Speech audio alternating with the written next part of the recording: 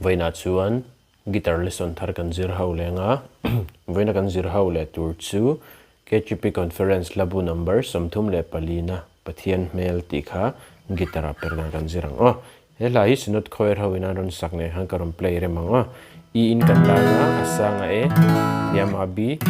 minor a C sharp minor chuan a G sharp minor chuan a chorus a han G sharp kan mang bokang anuwa khan aki kha A in aron thaka asanga D at yama E minor F sharp minor chuan heta C sharp kan mang tel bokang chuan ti hian kan strum down down up ti khan a bul changa top thengin kan kual le ang down down up